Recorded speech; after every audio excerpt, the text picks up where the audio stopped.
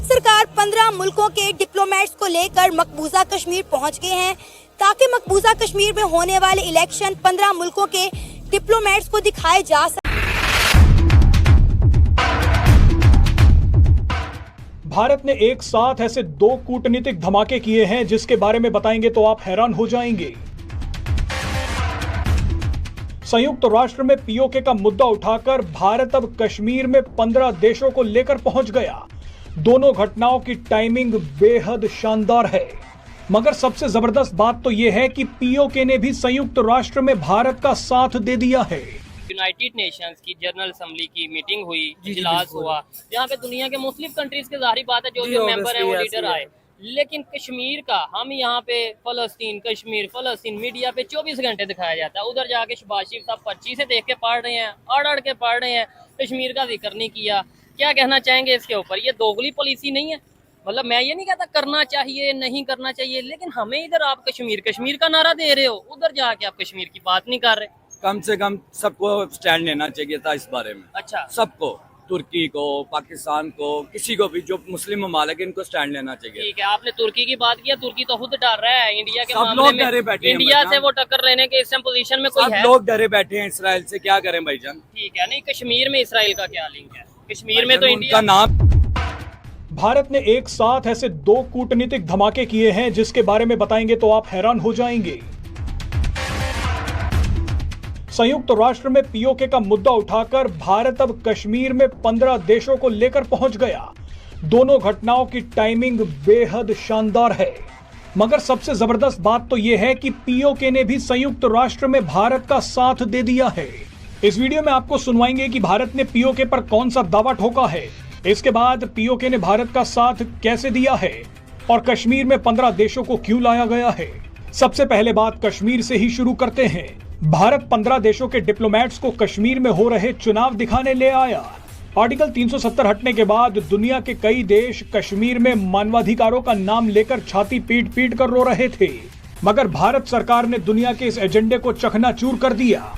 भारत सरकार America, south Korea, Singapore, Spain और Philippines समेत इन 15 देशों को कश्मीर ले आया। कई लोग सवाल कर रहे हैं कि भारत को कश्मीर पर दुनिया के इन देशों से सर्टिफिकेट लेने की क्या जरूरत है। भारत तो एक ताकतवर देश है, भारत जो कश्मीर में कर रहा है उसे करते रहना चाहिए। सुनने में ये बात सही लगती है, लेकिन कूटनीति इससे बिल्कुल अलग होती है। कई बार सिर्फ ताकतवर होना काफी नहीं है, 15 लोगों से ये बुलवाना भी जरूरी है कि भारत ताकतवर है। चुनाव देखने आए ये सभी डिप्लोमेट्स कश्मीर पर अब वही बयान दे रहे हैं जो भारत बोलता आया है। इन्हें कश्मीर में अब कोई दिक्कत नहीं दिख रही। ये कश्मीर पर भारत की हाँ में हाँ मिलाने लगे हैं। अब मान लीजिए कि कुछ दिनों बाद भारत अगर पीओके पर चढ़ाई करता है तो भारत को इन सभी देशों के समर्थन की जरूरत पड़ेगी। भारत इन देशों को अब आसानी से समझा पाएगा कि कश्मीर और पीओके के विकास में क्या फर्क है। वैसे भारत पीओके पर कुछ खेल तो जरूर कर रहा है। कश्मीर में 15 देशों के डिप्लोमेट्स को लाने से पहले भारत ने संयुक्त राष्ट्र की ह्यूमन राइट्स काउंसिल की एक बैठक में पीओके का मुद्दा उठा दिया। भारत ने संयुक्त राष्ट्र में कश्मीर के एक मुस्लिम एक्टिविस्ट को भेजकर गिलगिट बाल्टिस्तान का मुद्दा उठाया है। People in Pakistan occupied Gilgit-Baltistan. Kashmiri activist Javed Baig ने संयुक्त राष्ट्र को बताया है कि कैसे पाकिस्तान गिलगिट बाल्टिस्तान के लोगों पर हमले कर रहा है, यहाँ के लोगों को प्रताड़ित कर रहा है। संदेश ये था कि गिलगिट बाल्टिस्तान के लोगों को वही करने दिया जाए जो वो करना चाहते हैं। ये आर्टिकल 370 के रिमूव होने के बाद इंडिया ने जम्मू कश्मीर में बड़ी डेवलपमेंट की है और ये बात कश्मीरी खुद मान रहे, क्योंकि अभी आपने बोला कि हमें कश्मीर का फैसला कश्मीरियों पर छोड़ना चाहिए। कश्मीरी क्या चाहते हैं और कश्मीरी शायद खुश नहीं है, लेकिन हम जो सोशल मीडिया पे देखते हैं, जिन कश्मीरियों से मेरी बात होती है, वो तो ये कहते हैं कि आर्टिकल 370 रिमूव होने के बाद जम्मू कश्मीर में बड़ी डेवलपमेंट हुई और हम खुश हैं, क्योंकि जो एक वहाँ पे दहशतगर्दी पनप रही थी, आर्टिकल 370 जब लागू था, वो आर्टिकल 370 रिमूव होने के बाद खत्म हो गया। अब वहाँ पे माहौल पुरसकून और साजगार है और यही बात बावर करवाने के लिए कभी इंडिया G20 की मीटिंग करवाता है श्रीनगर में, और इस वक्त 15 डिप्लोमेट जो हैं वो जम्मू कश्मीर के अंदर मौजूद है। अस्सलाम वालेकुम, आपका नाम? आमिर। क्या करते हैं आमिर भाई?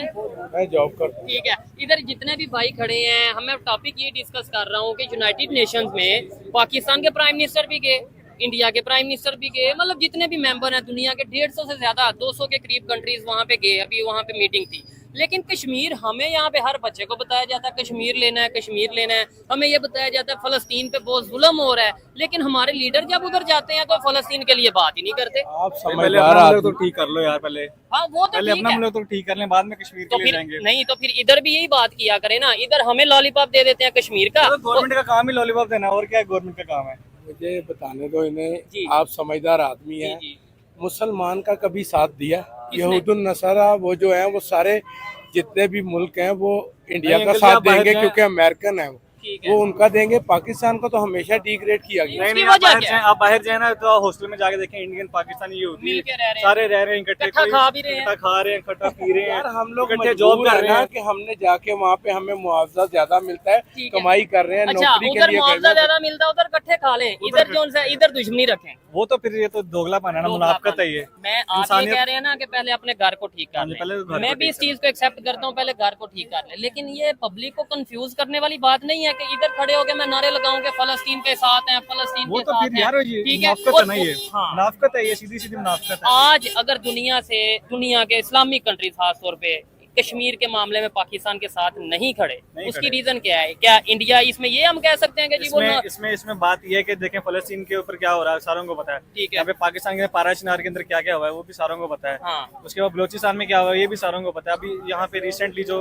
मर्डर हुए हैं, यहाँ पे जो लड़की को सड़क पे ऐसे ही रखा है, हुआ आए था, दिन वाकयात होते आए हैं। दिन वाकयात होते रहते हैं। तब जब हमारी गवर्नमेंट ने अगर कुछ बोलती, ठीक है, क्या खाए जाओगे ना बोलो। नहीं, ऐसी कोई बात नहीं हम कर रहे।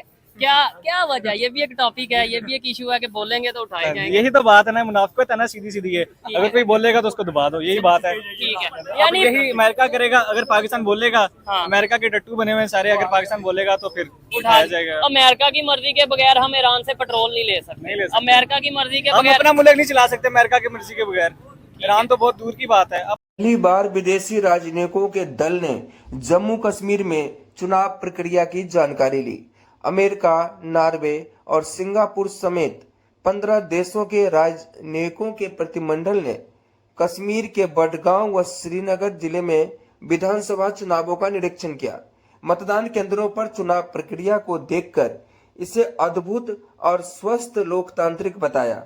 उन्होंने मतदाताओं से बातचीत भी की।